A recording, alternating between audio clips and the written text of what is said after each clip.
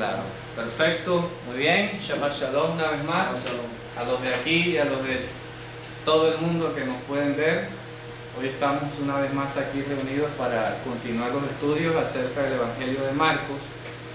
Y bueno, ya pues hoy no vamos a repetir lo que ya hemos venido diciendo como durante 3 sábados, porque bueno, han habido hermanos que nos han visitado y ha surgido la necesidad de explicarles como un breve resumen para que no queden allí perdidos. Estamos espacialmente ubicados en el capítulo 2, ¿de acuerdo?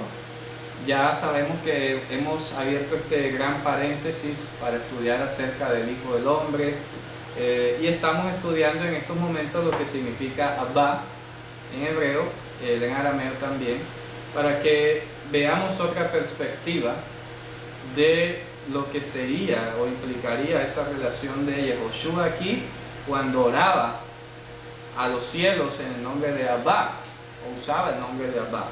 Entonces, para no hacer mayor recorrido otra vez, vamos directamente a donde hemos quedado. Y lo último que habíamos dicho es que la palabra Abba estaba simbolizando, representando, o era la forma como se llamaba a la sabiduría de lo alto, la sabiduría de lo alto, o la plenitud de la Torá, la plenitud de la Torá. Porque de hecho una cosa es la Torá manifiesta, la Torá escrita, y otra cosa es la Torá, como decía el apóstol Pablo en el sentido de 2 Corintios, vamos a leerlo, que la Torá revelada es apenas, como siempre lo he dicho yo en otras oportunidades, es el mínimo de la voluntad de Dios, el mínimo requerido. ¿A dónde apelamos a este concepto? Hombre, de que vamos a 2 Corintios, y miren lo que dice el versículo 12 del capítulo 2, y luego el versículo 16. Vamos a ir a 2 Corintios 2, versículo 12 y 16. 2 Corintios 2, 12 y 16. ¿Qué dice? ¿Ya lo tenemos? Cuando llegué a Troas. No, 1 Corintios, perdón. Primera de Corintios, hay que corregir. 1 Corintios 2, del 12 y el 16. 1 Corintios 2, 12 y 16. Y nosotros No hemos recibido el Espíritu del mundo, sino el Espíritu que proviene de Dios, para que sepamos lo que Dios nos ha concedido. Ok, ahora vamos al 16. Porque ¿quién conoció la mente del Señor? ¿Quién le instruirá? Mas nosotros tenemos la mente de Mashiach. Muy bien, ahí la palabra está mal traducida en el versículo 16, porque evidentemente el apóstol se encuentra citando Isaías, el profeta Isaías, capítulo 40, versículo 13. Vamos a comparar. Isaías 40, 13. Él está citando Isaías 40, 13. Entonces aquí traducen: ¿quién conoció? Fíjense ustedes, ¿quién conoció? Y vamos a ver en qué sentido es que se debe entender, por lo menos en español, ese conocer, que no tiene nada que ver con lo que ya hemos hablado de conocer como algo íntimo, porque estaría contradiciendo, porque en el versículo 12 dice: para que sepamos lo que Dios nos ha dado. Pero entonces ahora viene y pregunta: ¿quién conoció? ¿Ya? Entonces como que es un poco contradictorio. ¿Quién conoció? Ojo, la mente del Señor. ¿Ya? Y fíjense que aquí hay unos paralelos impresionantes, porque vamos a leer Isaías 40:13, por favor, y vamos a hacer la comparación. Vamos a poner los dos versos en paralelo y vamos a ver cómo se diferencian y cómo se explica esa diferencia en castellano. Isaías 40:13, para que se den cuenta, pues que no entiendo por qué, si un traductor sabe que está citando Isaías, pues vaya a Isaías y prefiere colocar otro sentido distinto al que está citando allá, ¿verdad? ¿Qué dice? ¿Quién enseñó al espíritu de Adonai? El espíritu de Adonai. Ojo. Y ahora al final, ¿qué dice el verso? Mas nosotros tenemos Del 12, sí. la mente de Mashiach. Bien, vamos a ir eliminando las igualdades, como hace uno en matemáticas. Según este paralelismo que vemos aquí de estos tres versos, Señor, Hashem y Mashiach es una misma expresión. ¿Me explico?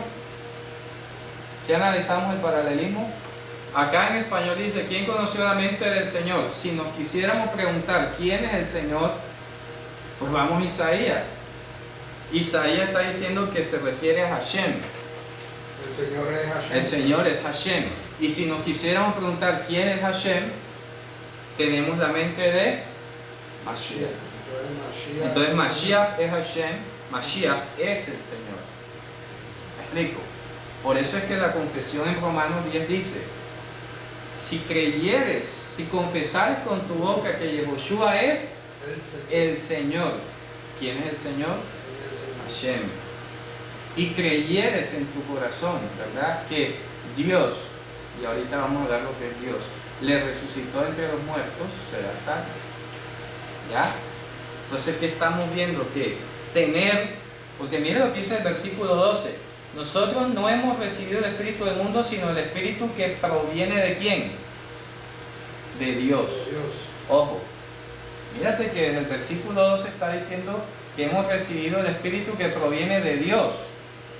Vamos a colocar aquí, recibimos el Espíritu que proviene de Dios. Entonces mírense la cantidad de paralelismos. ¿Me explico? Mírense los paralelismos tan interesantes que salen. Viene y hace una afirmación. Nosotros hemos recibido el Espíritu que proviene de Dios. Luego viene y cita Isaías. ¿Quién conoció la mente de el Señor? Luego dice Isaías. Vamos a Isaías. Se está refiriendo a Hashem. No a ningún otro. Cambia el verbo. Ahora vamos a ver lo del verbo. Estamos viendo este paralelismo en primer lugar. ¿Me explico? Vamos de acá para acá. Estamos viendo que a través de estas citas paralelas, Pablo está afirmando en pocas palabras que Mashiach es Dios, Mashiach es el Señor, Mashiach es Hashem. ¿Me explico? Y fíjate lo que está diciendo. Por eso hay que leer en lo que te decía ese día de lo que es el quiasmo. El quiasmo es que tú empiezas leyendo un texto y la estructura es la siguiente. La cláusula A se conecta con la cláusula, digamos, E. La B, B, C, D. Entonces la B se conecta con la D y la C es la idea central. En este caso aquí, la cláusula A, digamos, es esta. Hemos recibido el Espíritu que proviene de Dios. Y al final que termina diciendo en la última cláusula, tenemos la mente de Mashiach. La mente del Mashiach es el Espíritu de Adonai. Exactamente. Recibimos el Espíritu que proviene de Dios. Entonces, ojo. ¿A dónde vamos ahora? Ya está clara esta primera composición, ¿verdad? ¿Qué hemos demostrado en estos textos? En pocas palabras, en método matemático, que Dios, Señor, Hashem y Mashiach es una misma cosa. No hay dos señores. No hay dos señores. Un solo Señor. Hay una parte que no lo dice. Lo dice, tenemos un solo Dios el Padre y un solo Señor. Eso es paralelismo. Es decir, un solo Señor. Ya, porque a veces las personas leen, tenemos un solo Dios el Padre y un solo Señor. Entonces suena como eran dos. Es decir, un solo Señor. ¿Ya? Es que no hay dos señores. No hay dos señores. Y lo que estamos viendo es que el Señor es la manera griega, o Kyrios, de traducir el hebreo Hashem. ¿Ya? Fíjate tú, con esta comparación, con una mera lectura hebrea del texto, de aprender a ver que lo que se dijo 4 versos atrás es lo mismo que se dijo 4 versos después, ya podemos sacar automáticamente una conclusión. ¿Me explico? Fíjate tú, recibimos el Espíritu que proviene de Dios. ¿Y qué dice al final? Que tenemos que la mente de Mashiach. ¿A dónde vamos ahora?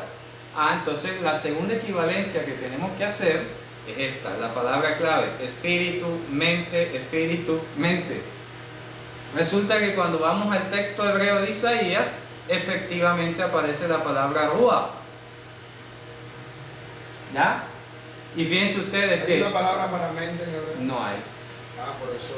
En hebreo bíblico no la hay. Yo veo en mente, no aparece en hebreo antiguo, no existe. No existe.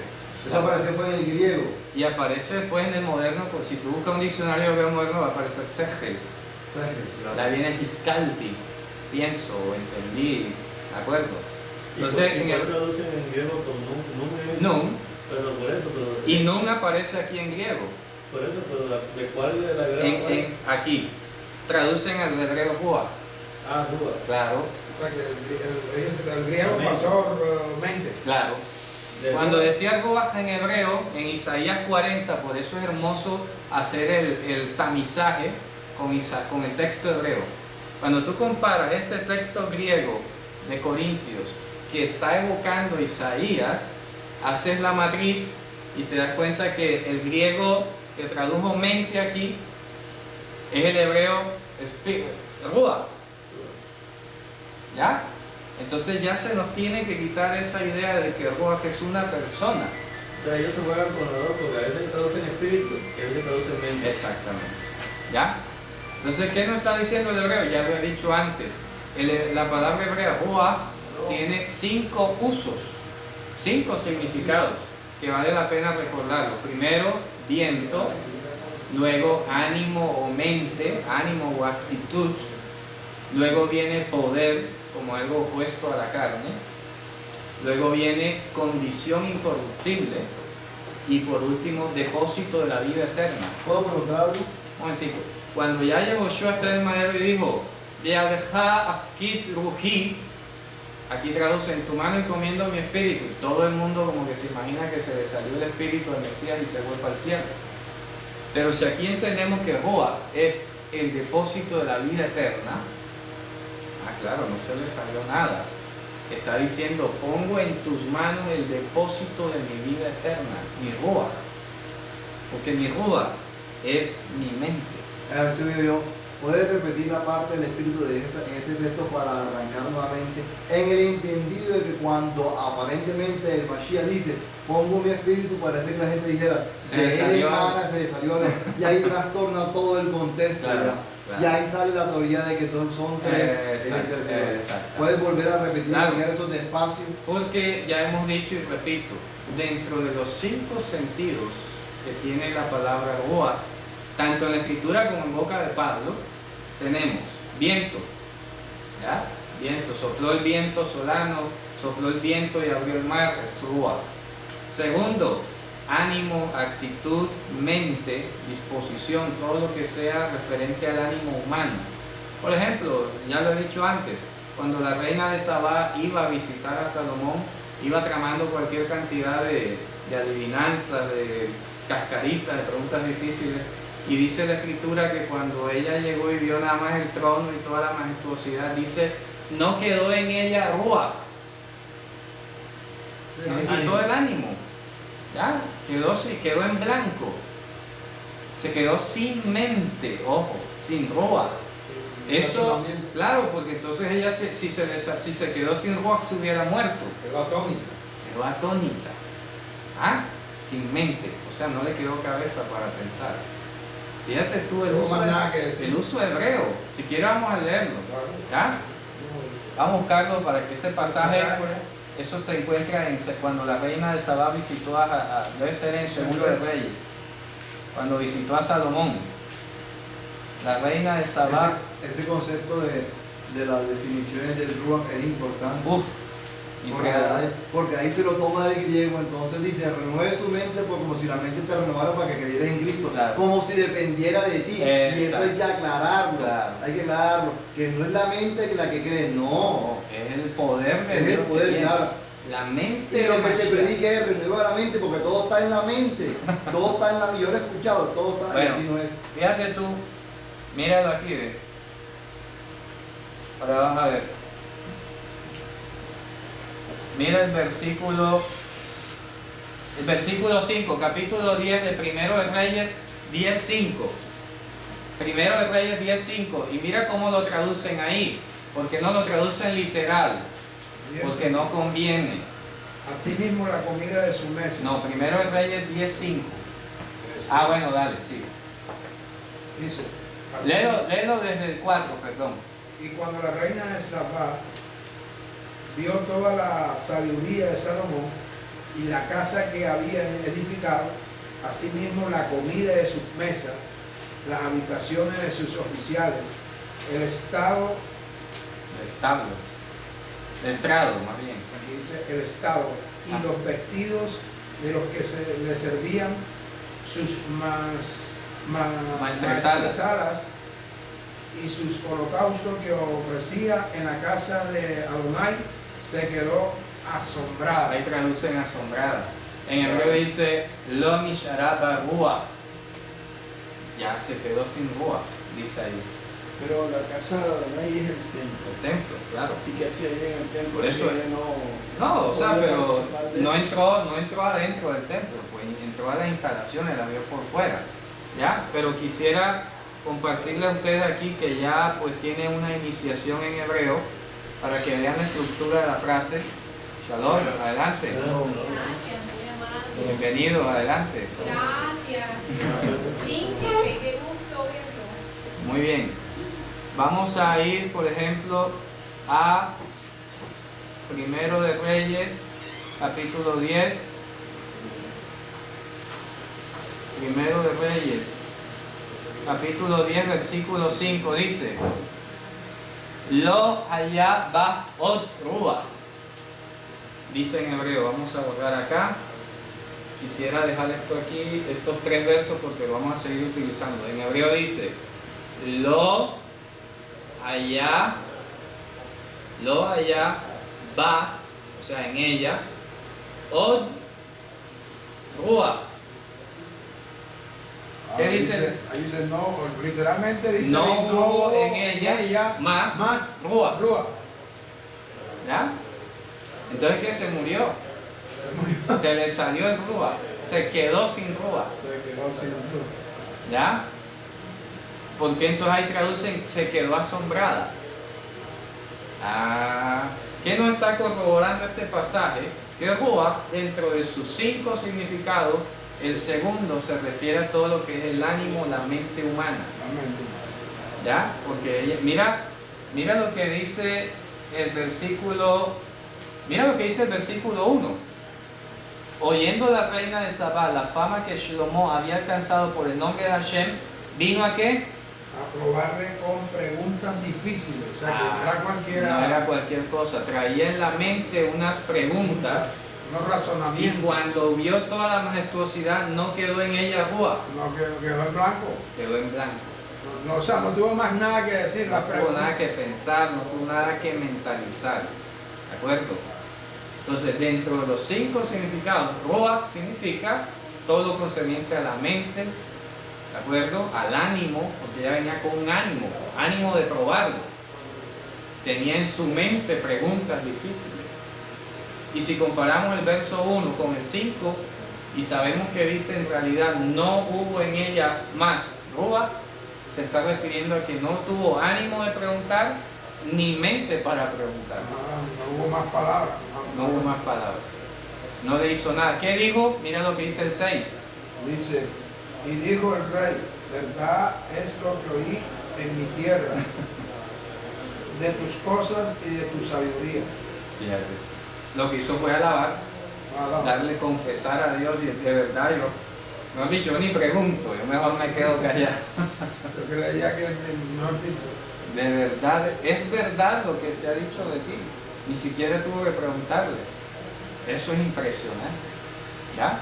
Entonces, la segunda palabra que estamos viendo en esta comparación lingüística es que ruach fue muy bien traducida por el apóstol Pablo como mente. Entonces aquí recibimos que, aquí dice el espíritu que proviene de Dios.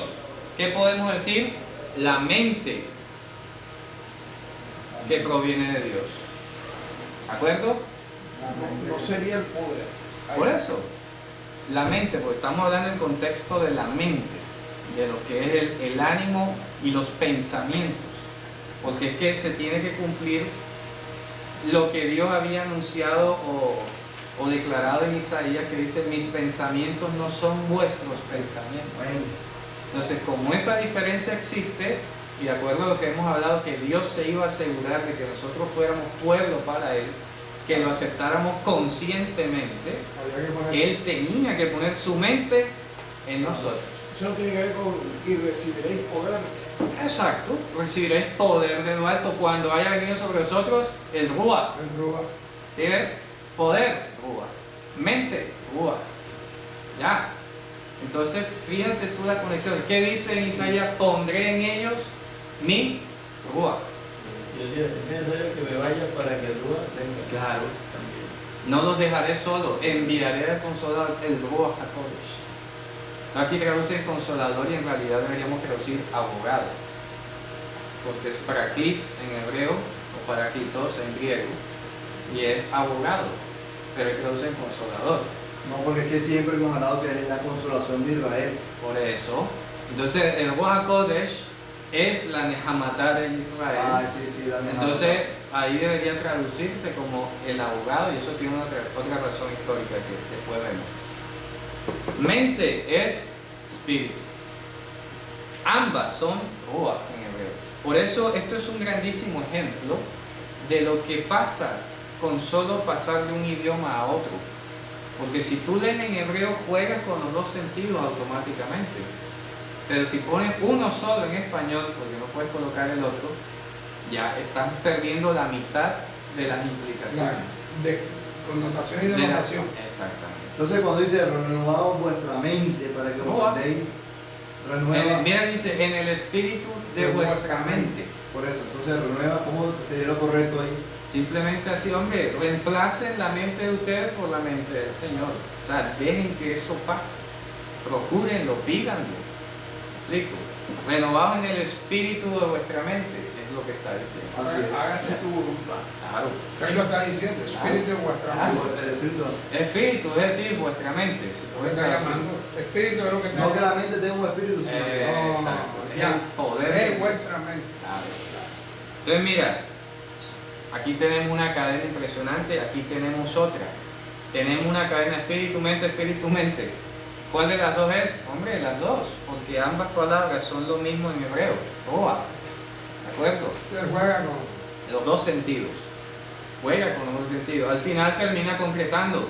Yo lo que estoy diciendo es que tenemos la mente de Cristo, hermano. Tenemos sus pensamientos. Tenemos sus pensamientos ahora. ¿Ya? O sea, ¿qué decir? ¿Cuál es el sentido de poseer la mente de Cristo? Mira que ahí lo dice. ¿Cuál es ese propósito? Vamos a leer ahora el 13 y el 14, que ahí nos explican el límite o el alcance de tener el Ruach de Hashem. ¿Para qué sirve o cuál es el alcance de tener Ruach de Hashem? De Mashiach. ¿Qué dice el 13 y el 14? El hombre natural no percibe las cosas que son del Espíritu de Dios, porque para él son locura y no las puede entender porque se han de discernir espiritualmente. Claro. ¿Qué sigue ahora? En cambio, el espiritual juzga todas las cosas, pero él no es juzgado de nadie, porque quien conoció la mente del Señor, ¿quién me instruirá? Mas nosotros tenemos la mente de Mashiach. Claro. Fíjate tú que ya lo he mencionado antes. En la escritura, cuando se pregunta quién, en hebreo usted puede sustituir esa palabra quién por nadie. ¿De acuerdo? Cuando dice, ¿quién conoció la mente del Señor? La respuesta aquí puede decir, nadie conoció la mente del Señor. ¿Ya? Nadie. Y dice, pero nosotros, ¿ya? Nadie a nivel humano natural, nadie, la humanidad no conoce la mente del Señor. Pero mírate el pero que pone, pero nosotros, ahora, por su misericordia, por el cumplimiento de la promesa, tenemos la mente de Cristo. ¿Cuál es el alcance de tener la mente de Cristo? No de que vamos a pensar exactamente como Dios, sino que vamos a poder discernir las cosas que son de Dios. Bueno, en el libro de Hebreo, hay muchas narraciones de esta forma, o sea, ¿quién no sé qué? O sea, nadie. Claro. Y después dice, y nosotros, claro, pero nosotros recibimos, nosotros tenemos ahora autoridad, exacto. nosotros tal, o sea, eso aparece en varios... Claro, es propio de la escritura hebrea, propio de la redacción. Por eso dice, los muertos no alabarán al Señor, pero nosotros alabaremos al Señor desde ahora y para siempre. ¿Ya? Entonces habla a nivel general, va de lo general a lo particular. ¿De acuerdo? Es inductivo. Podría decirse que bajo el concepto griego fue el que imperó, descartando el sentido hebreo, y por eso después la reforma todo lo como si fuera solamente griego. Sí, griego. se fueron por la filosofía, hermano. Entonces, eso es el problema. Por eso cuando a mí me preguntan que si estudio griego, yo no estudio griego, hermano, estudia hebreo. Ellos se jactaban incluso de que la herramienta del griego se la había dado Dios para poder comprender ellos la escritura, que los judíos nunca la podían entender. Claro, exacto. Entonces, mire, pero darle gracias a Dios porque a través del griego se hizo el evangelio. Pero es que, como digo, el problema no es tanto el idioma griego, sino estudiar la Biblia bajo la óptica griega. Porque yo la puedo leer en hebreo y digo en griego, digamos, pneuma, pero ya yo sé que tengo ruach en hebreo y ya sé que puedo pensar. El problema es que yo me vaya a buscar un diccionario teológico pneuma, y pneuma para Sócrates era esto, y para Platón era lo otro, y para Aristófanes era lo otro. ¿Yo qué voy a hacer indagando filósofos griegos? Ellos que van a saber qué es ruach. Eso es otro mundo. Eso es lo más cercano que se encontró, pero es una aproximación. No es la esencia de la palabra hebrea, no encaja en los mismos usos, no tiene las mismas flexibilidad o connotaciones o plasticidad. Lo que dice en cuanto al hermano Cristian de que el griego ha servido para expandir el evangelio, pero también ha hecho daño. Claro. O sea, hay que ver también y los pros y los contras. Entonces miren, ahora vamos a analizar la tercera palabra en este caso. Ya vimos Dios, Señor, Hashem, Mashiach. Cómo en paralelismo encajan perfectamente. La segunda, espíritu, mente, ya eso está claro, ¿cierto? Sí. Ahora la tercera, aquí dice quién conoció y aquí quién enseñó. Sí, de enseñar pasa a conocer. Exacto, en Isaías ponen quién enseñó al Espíritu del Señor, y en Corintio coloca quién conoció la mente del Señor. ¿Ya?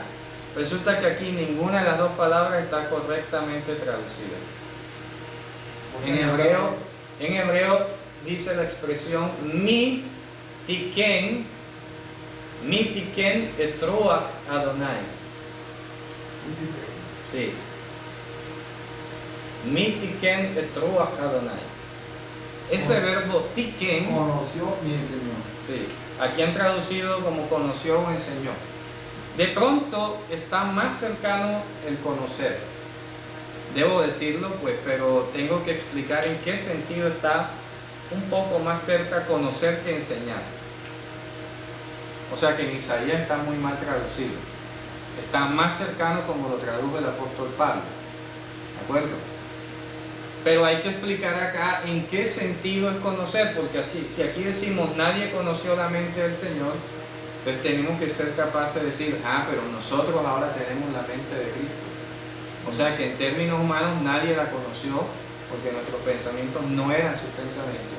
Pero ahora por el derramamiento de su poder, de su mente, por el cumplimiento de su promesa, ahora sí podemos discernir espiritualmente las cosas.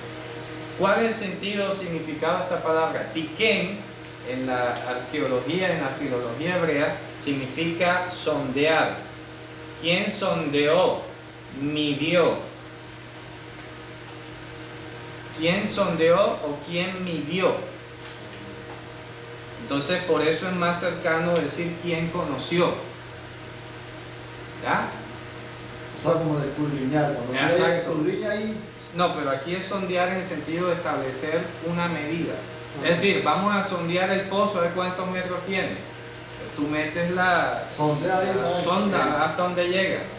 Bueno, ese es el verbo tiken. Así que traduce como, o sea, vamos a conocer hasta dónde llega. Claro, algo así. ¿Quién conoció? La profundidad. Claro.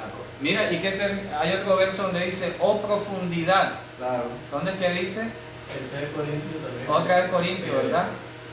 Profundidad de la sabiduría, eso está en Romanos 9.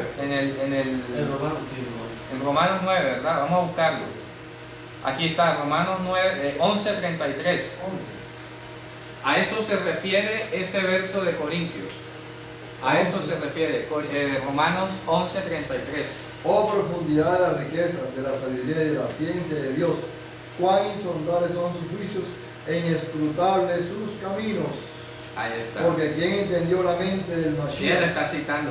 ¿Quién fue su consejero? ¿Quién le dio a él primero para que fuese recompensado? Porque de él, por él y para él son todas las cosas. Ahí lo está citando otra vez. Eso 33 es lo mismo que de Corintios. Igualito. Ya ves. Y Increíble. está citando otra vez a Isaías. Claro. ¿Quién entendió la mente del Señor? Claro. Fíjate tú.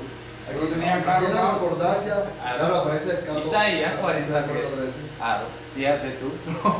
Impresionante. Entonces el verbo tiken es sondear o medir, llegar a lo profundo.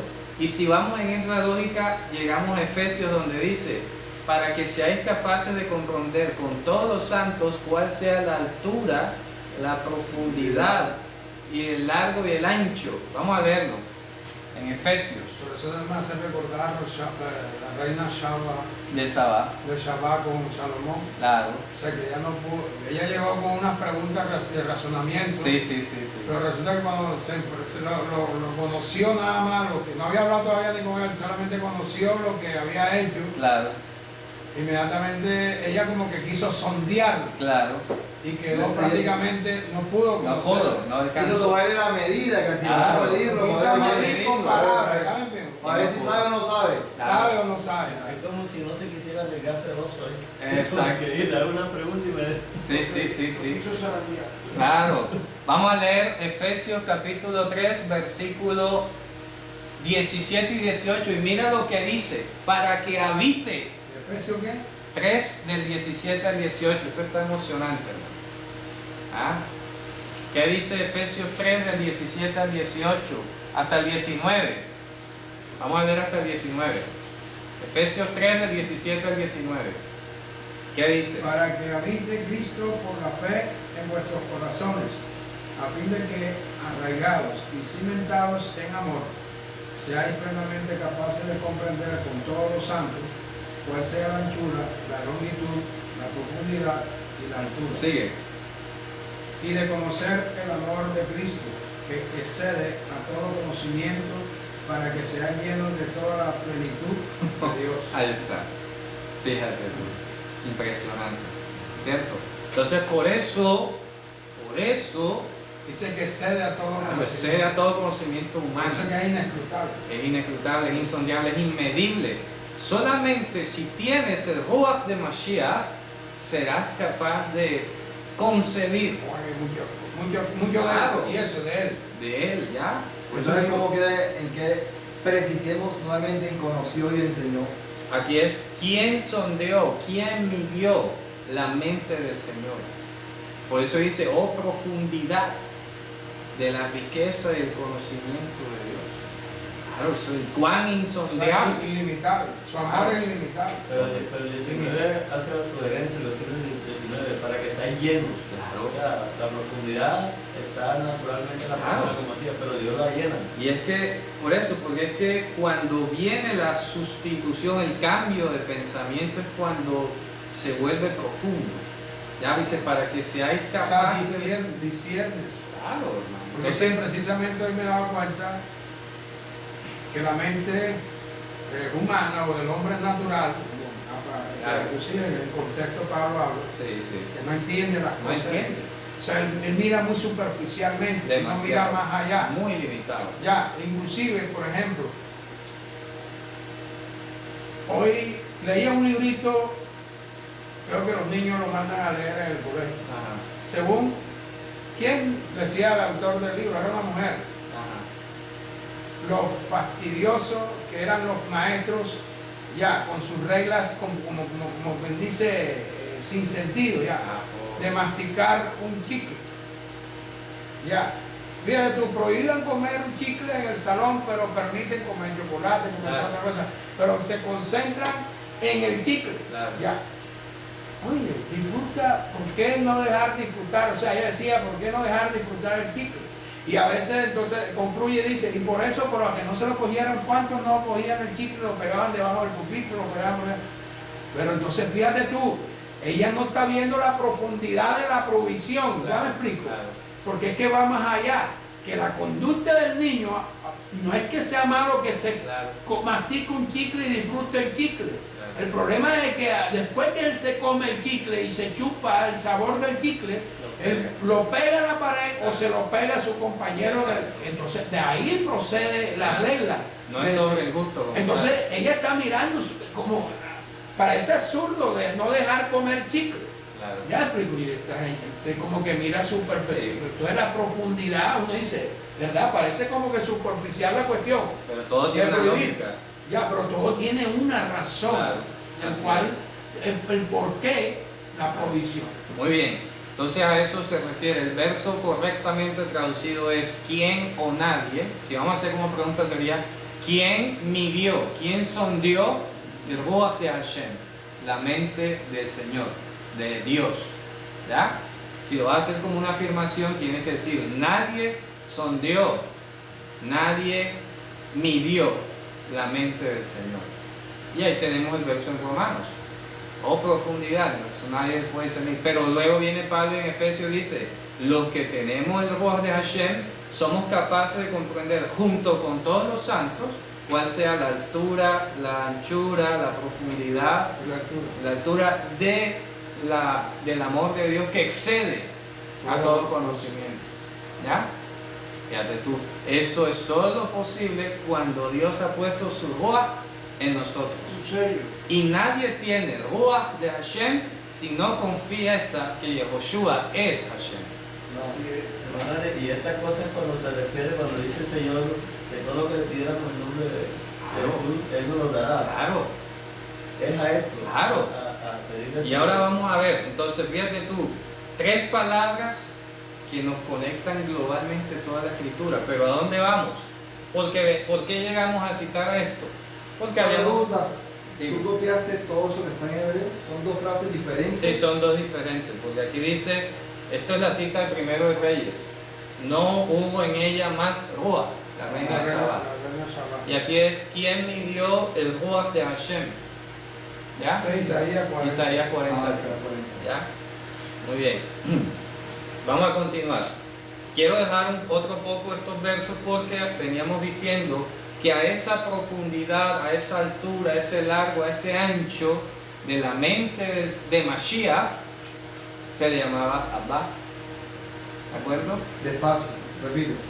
A esa altura, vamos a usar el lenguaje de Efesios, altura, profundidad, ¿qué más dice ahí? Dice, capaz de comprender cuál es la anchura, la longitud. Vamos a copiarlo en orden.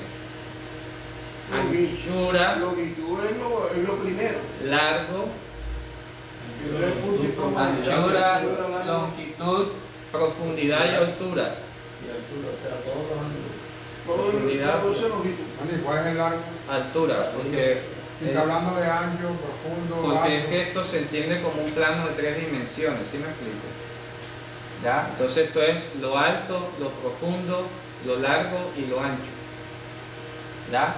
Entonces, fíjate tú, eso es impresionante. A René Descartes se le atribuye la invención del cálculo integral y las 3 dimensiones y no sé qué, y eso es bíblico. Aquí está el plano de 3 dimensiones, X, Y y Z. Esos 3 ejes generan 4 magnitudes, como está diciendo la escritura: el alto, lo profundo, el largo y lo ancho. ¿Ya? Fíjate tú. Así lo está describiendo la Biblia. Entonces, ¿qué está diciendo? Que a este conjunto, que es tridimensional, de 4 magnitudes, es de la Torah, lo insondeable de la mente del Señor se llamaba Abba. ¿De acuerdo? A esa anchura se llamaba. Claro, a esa anchura, el largo, profundidad y altura de la Ruach de Hashem, de la mente de Hashem, se llamaba Abba. ¿Ya? La sabiduría de Dios insondable. Eso es Abba. Entonces, la Torah escrita es apenas una manifestación mínima de lo que es la insondablemente del Señor. ¿Saben que hay un ejemplo espectacular que da un rabino? Y me parece uno de los ejemplos más maravillosos que pude escuchar acerca de esto. Si no pudiéramos comprender. ¿Qué dijo el rabino? La Torah, ponle tú que esto está una lámpara aquí, algo así. Pero la Torah podemos decir que es la mente de... Claro, la mente de Dios. Pero ¿qué pasa? Que esto que es el aire, insondable, digamos, no vamos a ponerle límite. El aire, lo que se quema, el oxígeno que se quema, es la llama. Entonces, esta llamita es la Torah. Y la mente del Señor es todo el aire circundante. ¿Me explico? Claro, mira, todo el aire que rodea esta vela, porque ustedes saben que si ponemos una vela en algo cerrado, se consume el oxígeno y se apaga. ¿Sí o no? No se puede encender una vela en el vacío porque se apaga, no hay oxígeno. Y si la encierras en un cofre, acabado el oxígeno, se apaga la vela. ¿Ya? Entonces, se compara la mente del Señor con todo el oxígeno que puede haber en un campo abierto, y la Torah es la vela que arde. O sea, lo que tú ves, lo manifiesto, es apenas eso en comparación con todo el oxígeno que hay para quemarse. ¿Ya? Claro, es como tú comparar una gota de agua del océano. La sola llama es la Torah escrita. Claro, escrita, la Torah escrita. Y la mente del Señor es todo el oxígeno que circunda. ¿Me explico? Y es el que enciende la Torah. Y es el que enciende o es el que la manifiesta. Sin la mente del Señor no hay Torah.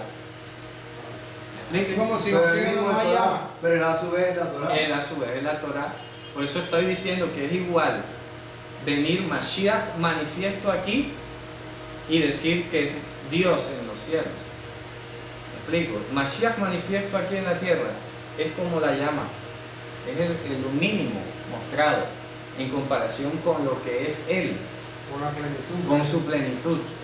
¿Ya? Entonces, ¿qué había? Dice que en Él habita corporalmente toda la manifiesta. Como si hubiera disminuido. Claro. En la otra parte dice, Él es la imagen del Dios invisible. Por eso, ahí vamos. Ya vamos a ver por qué. Estamos aprendiendo que es Abba. Ya hemos dicho. ¿Y ese término Abba es de qué época? Es arameo, es propio del siglo I. Es más. ¿El siglo I de qué época? Siglo I, la época Mashiach. Antes no existía. Antes no existía la expresión refiriéndose a Dios. Ni en el segundo templo. No. Ya después, lo curioso es que cuando paralelo o desde Jesús en adelante comenzó a aparecer la expresión Abba en la literatura judía para referirse a Dios. ¿Cuándo? O sea, ¿quién se le dio la idea por encasillar a Abba como tal? Porque antes no existía. Antes no existía. El último vestigio de ese uso sale pues en el Talmud, ¿de acuerdo? Y en el Zohar inclusive. Y el Zohar se atribuye al siglo I. Entonces lo que estamos viendo aquí es que a partir, la expresión más antigua de Abba para referirse a Dios es el Evangelio. La más antigua. La más antigua. ¿Ya? Antes de eso no hay otra referencia que nos muestre el uso de Abba para referirse a Dios. Pero ¿qué pasó? O sea, que antes no se llamaba Abba a Dios. Pero históricamente esos términos teóricos no se le pueden designar a alguien. Exacto. Se le pueden designar a algún Gilel. No, eso apareció como un parto en la historia. No se sabe quién recibió eso, no se sabe quién lo dijo. Pero la más antigua registro que se tiene de Abba sale del Evangelio. ¿De acuerdo? Después del Evangelio, ¿qué le sigue? El Zohar. Y como el Zohar está en arameo, es uno de los referentes externos más antiguos que homologa lo que dice el Evangelio. Pero sigo preguntando.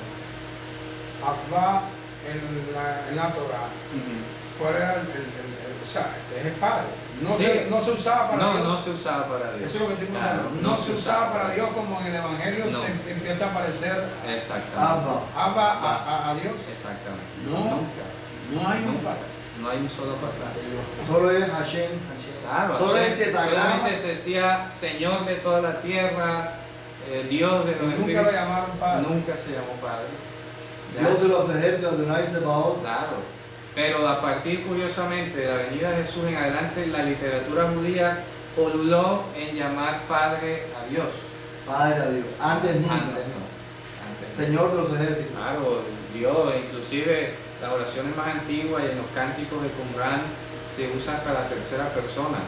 Bendito es usted, Adonai, Dios nuestro. O sea, esa era la sensación, ¿ya? O sea, se hablaba en tercera persona para referirse como a un usted, pero no existía esa cercanía, ¿ya? Ese sentido. Pero por eso es que estamos viendo cuál era el significado que tenía de llamar Abba a Dios. ¿Por qué se le llamaba Abba? ¿Ya? Y precisamente cuando vino Mashiach. Exactamente. Porque él es el que empieza a llamar. Exactamente, muy bien.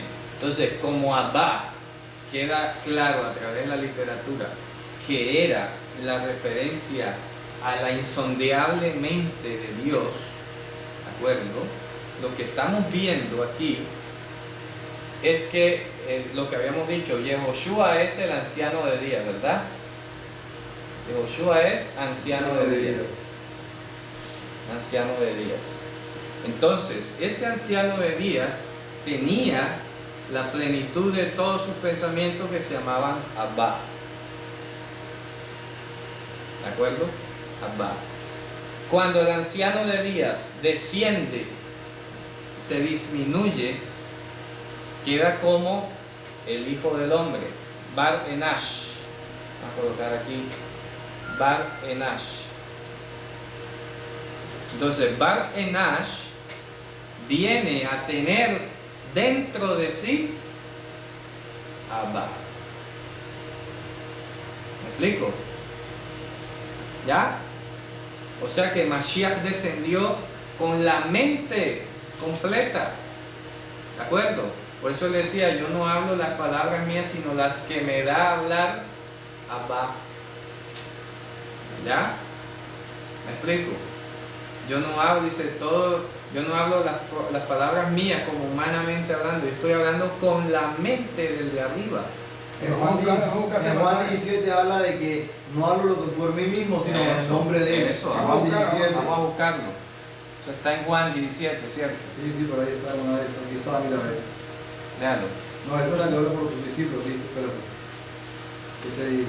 Las palabras que yo hablo no las hablo yo, sino las que me ha dado mi Padre. Claro. Eso creo que está en Mateo también. Aquí está 49.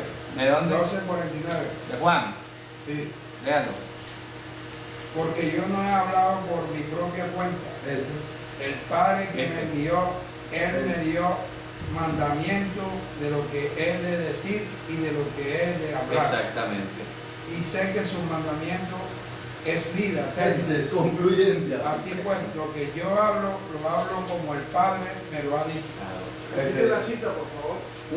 Juan 12, 49, 50. Entonces, ¿qué estamos viendo? Que él está hablando aquí con la mente del de arriba, o sea, con la mente suya de antes. ¿Ya? Dice, yo estoy hablando aquí, ustedes me ven como humano, y yo estoy hablando con la mente del de arriba. ¿Ya? Con mi mente. Tengo la mente. Con mi mente que traigo de arriba. ¿Ya? ¿Me explico? Estoy hablando con las palabras que Abba, para que ustedes entiendan. ¿Qué es Abba? La profundidad de la sabiduría de Dios. ¿Qué le está diciendo? Yo soy Dios. ¿Ya? Cuando él dice que está hablando con las palabras de Abba, preguntémonos qué es Abba. Pero no pensemos occidentalmente que el Padre y el Hijo, no. Esa es la clave, porque es un concepto trinitario. Exactamente. ¿Ya? Nos quedamos ahí. El Padre y el Hijo, 2. Y el Espíritu Santo, 3. Así no es persona. Así no funciona. Y persona, independiente, no sé. Qué lío. ¿Ah? Entonces estamos diciendo que el anciano de días tenía un Abba. ¿Ya? ¿Qué es Abba? No es padre como tú lo vas a entender. El anciano de días tenía una mente insondable, una mente profunda, llena de todos los tesoros de la sabiduría y la inteligencia. ¿Ya? Entonces cuando el anciano de días se despoja de su trono, asimismo se despoja de su condición de rey, de Dios, de todo, desciende como un heredero, un hijo de hombre, como la expresión mínima, ¿recuerdo? Pero trajo a Abba. Pero tenía la mente de antes, o sea, de Hashem, de Isaías. O sea, la mente suya, antes de disminuirse. Traía la mente, exacto. Claro, se trajo la mente aquí. ¿Ya? No la perdió. Aunque su cuerpo se disminuyó, no perdió su mente. ¿Me explico? Entonces por eso él decía, el Padre es en mí y yo en el Padre. ¿Cómo es posible? Claro, porque Abba es si tiene la mente en todo. Lo demás es cuento. Lo demás es cuestión de practicidad. No, lo demás, o sea, después que tenga la lucidez, el discernimiento, la sabiduría. Claro. Ya, como decía Albert Einstein. Lo demás podemos decir que es vano. Secundario, exacto. Claro, porque vino como hijo de hombre. Claro. Pero su mente nunca se corrompió. Nunca, exacto, ahí voy. Esa es una de las cosas que hace que Mashiach sea Dios. Porque él no conoció pecado, no tenía concupiscencia. Porque dice que del corazón del hombre salen los malos pensamientos. Claro, pero él tenía que tener la mente. Pero él tenía la mente de arriba. Su mente. Se vino con su mente intacta. ¿Me explico? Puede haber dejado otro atributo ya. Puede haber dejado su eternidad, su corporeidad gloriosa, celestial y todo, pero su estructura mental vino incorruptible. Mental en el sentido espiritual. Exacto, estoy hablando de Ruach y por la secuencia que ya explicamos. Entonces se trajo su Ruach, su estructura mental eterna, insondiable. ¿Ya? Y por eso él no pensaba nunca como humano. Claro, por eso decía, ¿de dónde este sabe letra? Claro, si tenía. La mente. Ya entiendes. O sea, ningún rabino le enseñó, antes le enseñó a su rabino. Exacto, por eso fue capaz de decirle a ellos, ustedes que se hacen llamar a sí mismos los pámpanos, yo soy la vid. Ya con eso está diciendo. Está diciendo todo. ¿Por qué se llamaba? Ahora vas a ver que esto es hermoso, hermano. Esa controversia Mashiach con los rabinos era hermosa. Los rabinos se hicieron llamar a sí mismos Eshkol. Ojo, Eshkol. Si tú buscas la palabra Eshkol en la Biblia, significa literalmente racimo de uvas. Racimo de uvas. ¿Cómo es pámpano? Sí. Eso es lo que traduce por pámpano. Sí. Eshkol. Sí. Es un racimo. Racimo de uva. Yo entiendo pámpano, la verdad que a veces uno no sabe qué es pámpano. Uno dice por biología, porque eso es. Pámpano sí es una. Es el ramo de uva. No, ese sí es el ramo. Sí, el ramo de uva. Eso no se me venía a mí a la cabeza. Como el mamón que viene. Un pámpano. El pámpano es un gajo de uva. O sea, un eshkol. Pero los rabinos eligieron esa palabra eshkol porque ellos hacían un juego de palabras y decían, ¿por qué decimos a alguien eshkol? Porque es ish shehakol bo. Es decir, un varón que todo está en él. O sea, un varón completo. Un varón que es bueno. Un varón completo. Un hombre hecho y derecho. Completo. Entonces le llamaban eshkol. A los sabios, a los más veteranos de Israel le llamaban Eshkol. Sí, ya ese tipo alcanzó todos los rangos y todos los niveles. Perdón, por eso la gente ahí dice, estamos por encima del bien y el mal porque ya alcanzó todos los niveles. Exacto, algo así. Entonces viene Mashiach y le dice, ustedes creen que ya lo tienen todo. Yo soy la vid y separados de mí nada podéis hacer. Si ustedes dicen todo, nada. ¿Ya?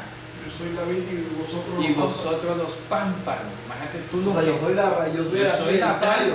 Yo soy el tallo soy el que tallo y la arranca. rama. La vid es el tallo. Es la savia, la vid es la savia de la planta. Que es lo correcto. Claro. Entonces, ¿qué dice? Ustedes se creen pámpanos, separados de mí no pueden hacer nada. Si no se nutren de la savia, de mi mente, de Abba, que yo tengo adentro, ustedes se secan, están como uva pasa. ¿Ya? Ustedes son unas uvas pasas, María. Separados de mí son un racimo de uvas pasas. Cuando Jesús les hablaba, eso es profundo, hermano. ¿Ya? Él les hablaba con ejemplos concretos. Ustedes se creen pámpano, yo soy la vid. Por eso, todo eso van a poner las indirectas que él le... Claro. Entonces, es una especie de confrontación. Claro, entonces imaginémonos por un momentico la planta. Ustedes saben que pues la vid es una enredadera, ¿cierto? Aquí está la enredadera y de aquí cuelga el pámpano, que es el racimo de uva. ¿Qué le está diciendo? Ustedes se llaman pámpanos porque creen que tienen todo. Yo soy la vid. Separado de mí, ¿qué le pasa a un pámpano si lo cortan? Se marchita. O sea, ¿y de qué se alimenta el pámpano? De la savia que va, solo aprende una en biología de la raíz. ¿Y cuál es la savia? Su mente. La savia es su mente. Oye, pero hay una parte, yo sé que siempre me vas a decir, no, pero es lo mismo, ¿verdad? No, o sea, yo pregunto, y ahí se agrega, y mi padre es el labrador. Por eso, ahí vamos. ¿Por qué labrador en comparación con, ojo, porque estamos hablando hijo de hombre? Estamos diciendo, ojo, que la mente de él está por encima de su cuerpo aquí en la tierra. Por eso dice, de mi propia cuenta no hablo. O sea, decir, ¿Sí me explico? Cuando dice que el padre es labrador, ¿qué es lo que hace un labrador? Poda la vid y le quita sus gajos. Y el que siembra la vid también. No, por eso, pero estamos hablando del labrador como tal, es el que la poda, el que le corta y la vendimia. Entonces, ¿qué está haciendo su mente que trae de lo alto? Que a través de este cuerpo disminuido que se presentó aquí, la mente de lo alto de él está trabajando, está diciendo corta aquí, corta allá. ¿Ya? Porque si no lo reconocen a él, que es el venido de arriba, si no lo recibes, si como dice, si no crees en el que ves, ¿cómo vas a creer en el que no ves? ¿Ya? Fíjate tú. Entonces cuando él habla Padre y se refiere a Padre, siempre habla al Padre, se está refiriendo a lo insondable de su mente. ¿Ya? Está hablando a lo que quedó establecido y escrito de la mente de Dios. ¿Me explico? De la mente suya, lo que quedó escrito. ¿Por qué? Porque ya sabemos que esto es insondable, ¿cierto? Entonces cuando Yehoshua escribió la Torá, expresó una parte mínima en su palabra, que es la Torá. Entonces, la Torá es una pequeña muestra de Abba. Cuando los apóstoles dijeron, muéstranos a Abba, él le dijo, tanto tiempo he estado con vosotros y no me conoces. El que me ha visto a mí, vio a Abba. ¿Qué le está diciendo? Muéstranos las profundidades de la riqueza y el conocimiento de Dios y tal. Estoy aquí. Si no me reconoces, a mí aquí, no vas a entender allá nada. Fíjate que le digo a Nicodemo. Te estoy hablando de las cosas terrenales, del menudo, y no las entiendes. ¿Qué tal si te explico las celestiales? ¿Ya? ¿A dónde voy? Habíamos terminado leyendo en el Salmo 49, fue, ¿verdad? Donde dice que tu Torá está en medio de mis entrañas. ¿Y qué dice la Torá acerca de la salvación del hombre? Aquí es donde se pone bueno esto. ¿Qué dice la Torá? ¿Cómo podía ser salvo el hombre? Por la fe. ¿De quién? Por la fidelidad. No, señor, porque es justificado el hombre por lo que Dios imprime en el hombre, por lo que el hombre pero, ojo. El hombre es salvo porque Dios es fiel. Sí, pero o sea, él mismo prometió lo que iba a hacer. Le voy a dar una pista. Pero la fe es la fidelidad de Dios. La fe de Abraham, la fe de Enoch, la fe es de Dios. Es de ellos. Miren la pregunta, miren la pista que les voy a dar. ¿Cómo es la pregunta? La pista. ¿Con qué vistió Dios a Adán y a Eva cuando los echó del paraíso? Con higueras. Antes de eso. Las higueras las pusieron ellos. Pero Dios los vistió de otra cosa. Con piel de un cordero. ¿Cuál es ese cordero? El que él inmoló antes de la fundación del mundo. Con piel, la vistió de piel. Ahí dice. Y le hizo trajes de piel.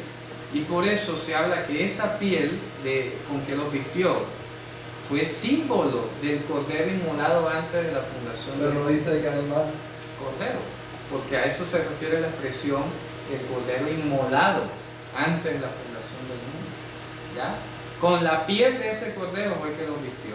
Por eso es que nosotros vamos a ser revestidos de incorrupción. El cordero inmolado donde está antes de la fundación del mundo. Eso sale del Targum y sale en Apocalipsis capítulo 13, versículo 9. ¿Qué dice el Targum? El Targum dice, por ejemplo, que cuando Abraham fue a sacrificar a Isaac, eso yo lo enseñé hace mucho tiempo. Alzó sus ojos y vio el cordero inmolado antes de la fundación. Claro, Abraham vio mi día.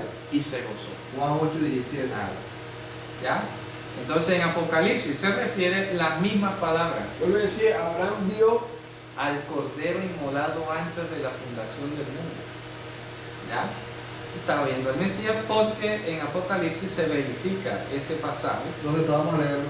Apocalipsis 13. Hay una cosa que es tremenda.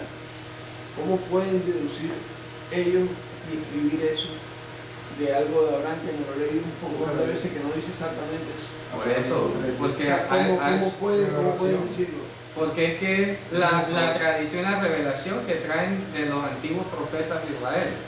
Eso es la riqueza y el pasadizo un poco difícil a veces del Targum. Porque el Targum, no voy a decir, y ya lo he dicho antes, el Targum puede haber estado influenciado en algunas partes, claro, por tradición judía. Pero es que hay cosas que le edifican en el Nuevo Testamento. Además el Targum y eso aparece por allá adelante. Por eso, el Targum se traduce... y ya hay influencias religiosas, ya las existía. ¿Dónde influencia? Y sin embargo, vamos a leer Apocalipsis. Y había sacerdotes de una cosa y otros eran de otra 13:8. cosa. Sí. Léalo, hermano. Miren lo que dice Apocalipsis 13:8. Y la adoraron todos los moradores de la tierra cuyos nombres no estaban inscritos en el libro de la vida, del cordero que fue inmolado desde el principio del mundo. Del cordero inmolado desde la fundación del mundo. Ellos eso lo dirían claro. Eso era lo que el Targum dice, que coincide con el Evangelio. Estaba bien. Puede tener influencia de otras cosas, no lo voy a negar, pero es que esto es evidente. Me explico. Esa expresión del cordero inmolado de la fundación del mundo sale en el Targum arameo de Génesis 22:14. Entonces, eso es impresionante. ¿Ya? ¿Qué estamos diciendo hoy para ir terminando? O es un plagio de Apocalipsis. Claro, o es un plagio de Apocalipsis. El que lo escribió esa es el 22:14 de dónde? Del Targum. Pero no está aquí. No está ahí en español, ni en hebreo dice eso. Sino que el escritor del Targum entendía de alguna manera, no sé quién se lo habrá dicho, que cuando dice que Abraham alzó sus ojos y vio, fue una visión del Mesías. ¿Ya? No se estaba refiriendo tanto al animalito allí, a la provisión, exacto, sino que él entendió que ese en el futuro iba a ser Mashiach. Y fíjate tú que el caso de Abraham es exactamente esto, porque si al Barenash le llamamos hijo, ¿cierto? Y esto es Abba, ¿qué iba a hacer Abraham? El padre iba a sacrificar al hijo. ¿Ya? Claro. Me explico. Abraham el padre, Isaac el hijo. El padre iba a sacrificar al hijo. Abba iba a sacrificar a su hijo. ¿Ya? Ahora ahí está la figura. Ahí está la figura, hermano. La sabiduría. La sabiduría. Por eso yo estaba preguntando, ¿por qué era necesario que muriera Mashiach? Porque es que Abba había determinado, el anciano de días, había determinado en su insondable sabiduría que la única manera de que el hombre se salvara era que muriera un justo por los injustos. Y como no se halló nadie en la tierra, Dios, me toca ir a mí. Entonces el anciano de días, en su sabiduría, en su abba, determinó, dijo, tengo que ir. Cuando viene acá, como hijo, abba sacrifica al hijo. ¿Me explico? La determinación de la mente insondable de Dios. La concepción, necesito que muera este individuo. La concepción. La concepción global. Pero si el hijo es el mismo. Por eso. Pero cuando viene aquí como disminuido, su propia mente dice, tienes que... Pero ya él lo tenía pronosticado que él mismo se va a desprender para él mismo sacrificarse por el hombre. Era el verdadero pensamiento. Claro, ese es el verdadero pensamiento. ¿Ya? Entonces la figura de Abraham, el papá iba a sacrificar al hijo. ¿Ya? Entonces Abraham representa la mente insondable del Señor e Isaac representa el cuerpo de Mashiach aquí en la tierra. Bueno, hay algo que a mí, yo me quedé en la parte del término. Ajá. Es una parte pues, definitivamente interesante. Claro, hermano. Pero yo veo un Abraham, por ejemplo, viendo al Mesías, ¿verdad? Ajá. Oye, es como si, no sé cómo qué decirlo, como si Stephens le hablara a Abraham del Big Bang, o sea, a mí me habla que yo soy de este siglo y todavía quedo en el aire según la teoría de este hombre. Ajá. Ahora imagínate ante aquella situación siendo de que no conocía ni siquiera el libro de Isaías, o sea, ni un montón de cosas, o sea, cómo él se puede imaginar que ese iba a ser la consolación de Israel, de todo. Si él ni siquiera, mira, aquí ni siquiera él podía definir el término Israel. Ahí vamos. No lo podía definir. Lo que estás diciendo se responde con lo que estudiamos al principio. Abraham tuvo que haber recibido Ruach de Hashem para poder entender la mente. ¿Ya? Por eso el rey David decía, no quites de mí el Ruach de tu santidad. Porque es que cuando tú me lo das, yo me conecto con otro mundo, hermano. Pero cuando se va, yo quedo bruto. Como dice un salmo, el mismo David lo dice un salmo, yo era bruto y no entendía. Hasta que vine a tu santuario y entendí, ya sé cómo es esto. Vi que los tienes en lugares resbaladizos, yo ni me preocupo. Eso fue... Eso es lo que hablaba yo ahorita, parece una señora, o sea, la profundidad de las cosas, la razón de ser. Siempre he dicho la razón de ser, el hombre natural no entiende la razón de ser, el porqué. Exactamente. Ya explico, por ejemplo, la dieta kasher. Claro. Tú le hablas a los hermanos y no tienen razón de ser. Claro. Ya explico, pero ¿por qué? No, que eso como si fuera un capricho allá, como si fuera una tradición de Israel, y no como un mandamiento, donde en la profundidad y la sabiduría de Dios, Él sí estaba viendo lo que tú no ves. Exacto, así es. Ya me explico. Pero ahora nosotros guardamos el mandamiento, ya, no solamente porque es mandamiento, obediencia al Señor, sino porque lo entendemos. Exactamente. Lo que implica. Correcto. Ya me explico. Excelente. Y además, la misma ciencia ayuda a corroborar y a sustentar la veracidad del mandamiento. Exactamente. Como digo, yo no te lo voy a explicar ahorita porque no me lo vas a entender. Claro. Eso no es para ti. De hecho, inclusive hay muchas cosas que no eran para ellos, sino para nosotros. Entonces hay muchos mandamientos que ellos en la antigüedad lo hacían, pero no lo entendían. Exactamente. Pero ellos lo obedecían porque reconocían primeramente que la boca de Adonai lo había dicho. Amén. Ya me explico, porque ellos vieron el monte temblar y la voz de Dios hablar. Claro. Eso era suficiente para obedecer el mandamiento, independientemente de tu razón no entrar. Claro. ¿Cómo? Nada más como ves el monte, compadre. ¿Obedece o no obedece? Ya me explico. Pero de entender, de razonar y entender la profundidad de ese mandamiento, eso nos compete a nosotros. Y la misma ciencia inconscientemente está dándole veracidad y testimonio al mandamiento. Amén. Ya explico. Así es. Porque si tú te lees en la revista y te lees es que mira, hay una cosa ahí. Yo ahorita digo, nada más el concepto Israel. Yo creo que no lo podía entender ahora. Por eso, humanamente. Humanamente. Que por eso o sea, imagínate que desde el río tal hasta esto te entregaré. Ey, pero fíjate, él se muere y no pasa nada. Pero mira lo que te voy a decir. Y después viene a Isaac esa misma palabra. Después viene a Jacob. Espérate para terminarte. Entonces, mira, eso yo lo entiendo. Que mira, se va a cumplir una palabra que Dios le dio a Abraham. Esa sí la entiendo.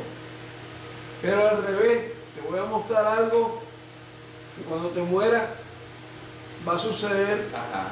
Como es la cuestión de la crucifixión del Señor Jesucristo y todo, bueno, ya listo.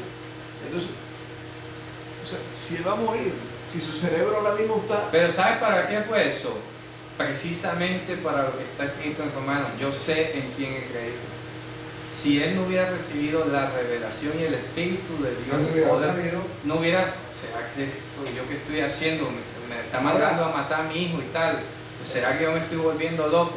Pero él tuvo que, en su multitud de pensamientos, porque eso es difícil, ir a matar a un ser querido. Sí, pero Dios le tuvo que mostrar, hey, tranquilo, esto es un ejemplo que te estoy dando de lo que yo voy a hacer en el futuro. Duerme tranquilo, ¿ya? No lo vas a entender muy bien ahora, pero Dios le mostró eso, ¿verdad? Le dio consolación. Porque dice, porque poderoso era Dios para volvérselo a resucitar.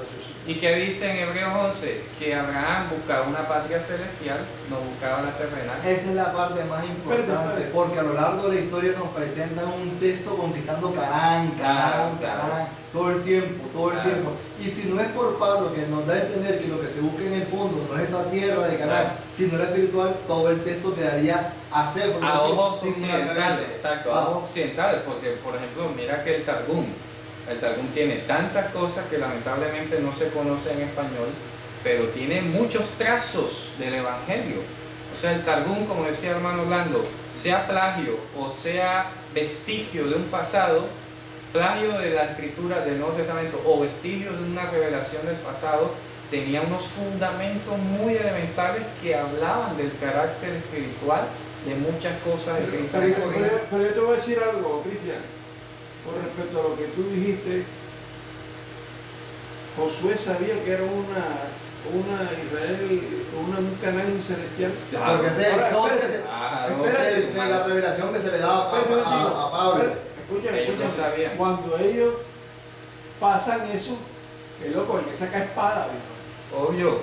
O sea, cuando vamos a adueñarnos de esa tierra, no es estar regalado y ustedes ya listos. No, o sea, te va a ganar un tremendo lío. Claro. Vas a saber lo que es, o sea, pero ¿por qué lo hicieron? De esa tierra. ¿Por qué lo hicieron? Porque la fidelidad de Dios les decía, aquí es una guerra espiritual y aquí voy a habitar. Así que esta tierra yo he ordenado que usted lo haga, que después entiende. ¿Qué sentido? Todo eso. Pero sí, o sea, la cuestión es esta. Ellos entendían la ciudad. Dice que no tiene que tiene fundamento en los cielos. Eso dice en hebreo. O sea, porque si no estaríamos diciendo que Pablo está poniendo cosas que Abraham no entendió. ¿Me explico? Claro. Eso sería liberal. Exacto, eso sería liberal. Escúchame algo, o sea, yo acepto lo que tú me estás diciendo, pero oye bien, eso es hablando, conociendo el Nuevo Testamento. Ajá. Oye, entrando en algo que se llama el Nuevo Pacto. Ajá. Eso nos coge y nos refresca la mente y entendemos toda aquella... Nos conectamos con esa comunidad de creyentes. Sí, pero yendo a realidades, ellos, cuando vamos a hacer el templo, los sacerdotes tienen que tener la espada aquí, ¿ves? Obviamente, que todo eso así, pero el templo, eso era... Pero no quiere decir que ellos hayan sido analfabetas espirituales, ¿me explico? Ellos sabían por dónde iba todo. De todos modos, ahí también hay que pensar de que iba a venir el Mesías y que tenían que dar las condiciones. Por eso. Era una guerra espiritual realmente, y ese asunto de la tierra también había potestades demoníacas que iban a impedir que el Mesías... Y a cada quien, para cerrar, a cada quien Dios lo debe hallar haciendo su tarea. Por eso el Mesías dijo, dichoso el siervo que Dios lo haya haciendo su tarea. Entonces a ellos les tocó pelear con espada y todo. A nosotros hoy nos corresponde una guerra espiritual. Mira, corregir escritura. Ellos no tienen necesidad de eso. Argumentar y demostrar y todo. Ellos no tienen necesidad de eso, porque estaban con la revelación, todo el mundo entendía eso. Pero hoy a nosotros nos toca una guerra igual de difícil, porque es que la mentira que se dice a través de las traducciones, la interpretación y tantas cosas, pone en peligro la fe de muchas personas, la vida espiritual. ¿Explico? El entendimiento. La fidelidad de la palabra. Claro. Una pregunta exactamente. concreta.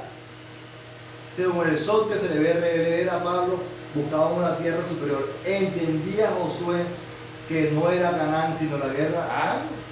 Porque del texto de Josué y la conquista de Canaán nunca se habla en ningún pasaje, se habla de Jerusalén, del cielo, no se habla. Obvio. Solo Isaías, desde los que más proclama.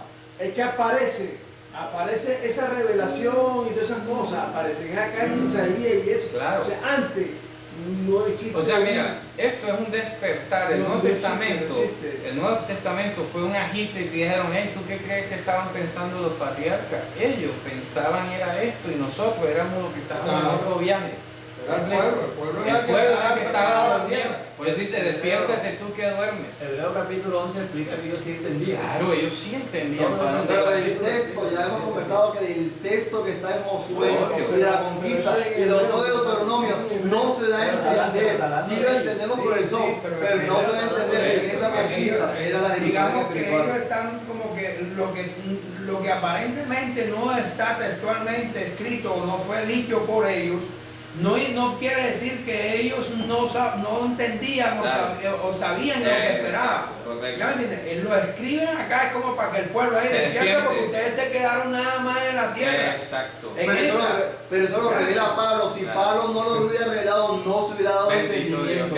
Ese es el propósito de la ese es el Pablo. Porque ni siquiera el Evangelio, solamente cuando dice, cuando Marta le dice, si hubiera venido y que su hermano está muerto, yo sé que hay vida eterna. Yo sé que hay el día postrero. Un día postrero. Pero fíjate tú que no entendía. No lo entendía. Correcto. Y en ninguna parte de encontrar la resurrección. Ella, sí, mira, dice, yo soy la resurrección y la vida. Y yo soy la vida eterna. Bueno, fíjate tú. Muy bien. Vamos a terminar, hermanos, a cerrar y seguimos esto hablando afuera, pero quiero darle cierre pues, a esta interesante discusión. Yo creo que con este ejemplo que hemos dado hoy ha quedado bastante ilustrado, avanzada la idea. Y seguiremos hablando de esto entonces en otra oportunidad. Shabbat Shalom, vamos a bendecir entonces.